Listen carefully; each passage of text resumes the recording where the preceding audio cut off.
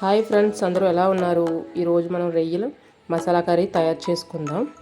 ఇది ఎందులో కన్నా చాలా బాగుంటుంది. చపాతీ, రైస్, బిర్యానీ, పలావ్ ఇందులో కన్నా చాలా బాగుంటుంది. ముందుగా స్టార్ట్ చేద్దాం. ముందు కడాయి పెట్టుకొని 2 టేబుల్ స్పూన్ ఆయిల్ యాడ్ చేసుకుందాం. ఇది ఆయిల్ హీట్ అయిన తర్వాత 1 కప్పు ఆనియన్స్,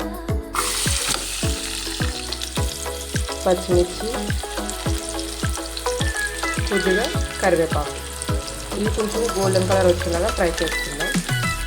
కొద్దిగా కల్లుప్పు యాడ్ చేసుకుందాం. చూసుకొని యాడ్ చేసుకోండి. ఉల్లిపాయలు బాగా ఫ్రై అయిపోయాయి కదా. ఇప్పుడు టమాటో ప్యూరీ ఒక 2 సరిపోతుంది, మీడియం సైజ్. దీన్ని బాగా మిక్స్ చేసేసుకోండి. కొంచెం ఉడకనిద్దాం. ఇప్పుడు మసాలా యాడ్ చేసుకుందాం. ఇందులో 2 టేబుల్ స్పూన్ కారం,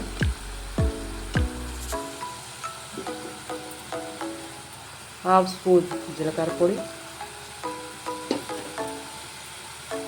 1/2 స్పూన్ గరం మసాలా, 1/2 స్పూన్ ధనియా పౌడర్, కొంచెం అల్లం వెల్లుల్లి పేస్ట్, 2 టేబుల్ స్పూన్ అల్లం వెల్లుల్లి పేస్ట్. ఇది మొత్తం బాగా ఫ్రై చేసుకుందాం. ఇది మొత్తం బాగా ఫ్రై అవ్వాలి. మసాలా అంతా బాగా ఫ్రై అయిపోయింది కదా. ఇప్పుడు నేను ఆల్రెడీ ఉప్పు, పసుపు వేసుకుని ప్రాన్స్ కొంచెం కుక్ చేశాను. ఇందులో యాడ్ చేసుకుంటాను. బాగా మసాలా పట్టేదాకా ఒక 2 మినిట్స్ 4 మినిట్స్ మూత పెట్టుకొని మగ్గించుకోవాలి. బాగా మగ్గిపోయింది కదా. ఇప్పుడు 1 కప్పు వాటర్ యాడ్ చేసుకుందాం.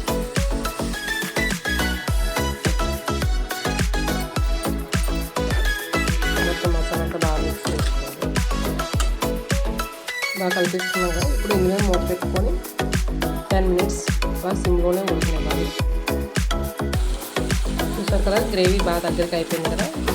కసూరి మేతి యాడ్ చేసుకుంటాం. కొద్దిగా వేయడం వల్ల మంచి సువాసన వస్తుంది. చాలా బాగుంటుంది కర్రీ కూడా.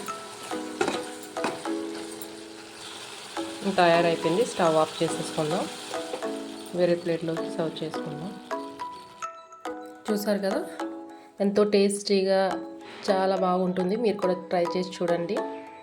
మీకు ఈ వీడియో నచ్చినట్టయితే లైక్ చేయండి, షేర్ చేయండి, సబ్స్క్రైబ్ చేయడం మాత్రం మర్చిపోకండి. చూసారు కదా, వేరే సర్వింగ్ బౌల్లో తీసేసుకున్నాను. ఇది రైస్తో చాలా బాగుంటుంది. బిర్యానీస్ కూడా చూసారు కదా, వేరే సర్వింగ్ బౌల్లో తీసేసుకున్నాను. ఇది రైస్తో చాలా బాగుంటుంది. బిర్యానీస్ కూడా బాగుంటుంది. మీకు ఈ వీడియో నచ్చినట్టయితే లైక్ చేయండి, షేర్ చేయండి, సబ్స్క్రైబ్ చేయడం మాత్రం మర్చిపోకండి.